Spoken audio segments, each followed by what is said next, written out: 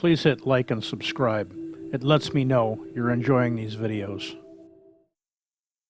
So where will we live on Mars? Luckily, NASA's already been thinking about that.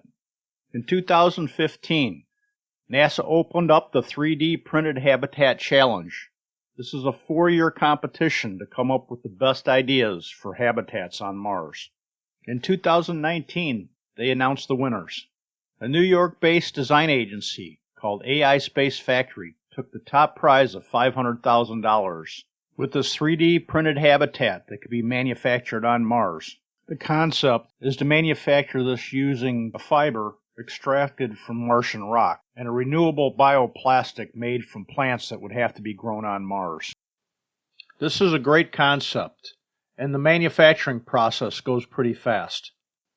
But this is going to take time to extract these materials from the Martian surface, as well as the growth of plants on Mars to get the bioplastics. So this isn't going to happen quickly.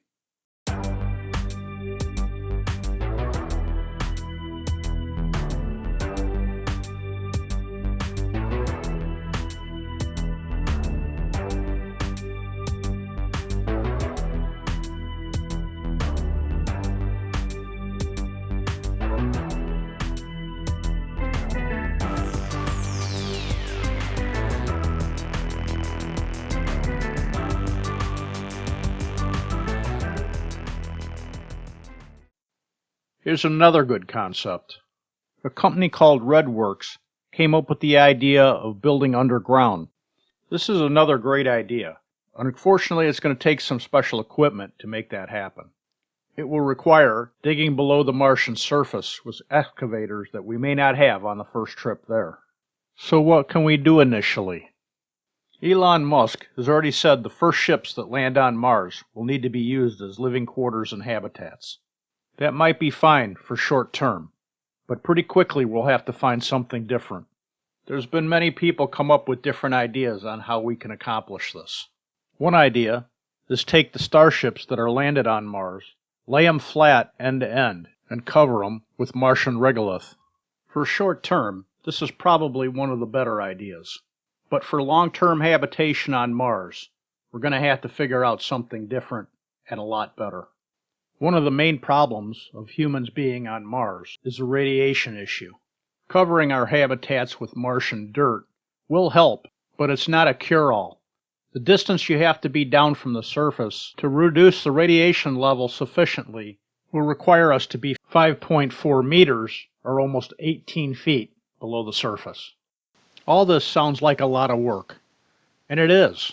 We need to find a way to be able to live on Mars, but not spend years just to dig holes to build a habitat. We need a place to build habitats in an area that's already there, that's safe for humans. That's when scientists and NASA came up with the idea of building habitats inside Martian volcanoes, craters, and lava tubes. This is actually a great idea, but we have to find the right place and the right ones. These lava tubes and craters and caves are formed when low viscosity lava develops a continuous hard crust. This crust thickens and forms a roof above all the flowing lava. Once the lava cools, this becomes a lava tube. These lava areas can actually be very large. Once the molten lava recedes and the area cools, these areas can become large caves and caverns. These lava tubes and caverns have what's called a skylight. These skylights are where the lava erupted from the ground and came to the surface, which in turn gives access to the caves and caverns below. Now that Mars is cooled and no longer has active volcanoes, these areas can be used to build in for human habitation. NASA has actually located many of these skylights. The question is, how large are the areas below them?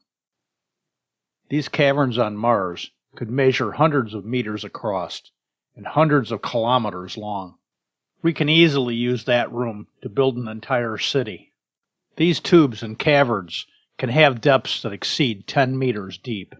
That's more than enough to shield us from any radiation. We can see the skylights from the surface. The question is, how do we know how large they are below the surface? This would require exploration. both by robotics and human. Once robots have located a large enough cavern for humans to live in, we would be required to go in and inspect it ourselves.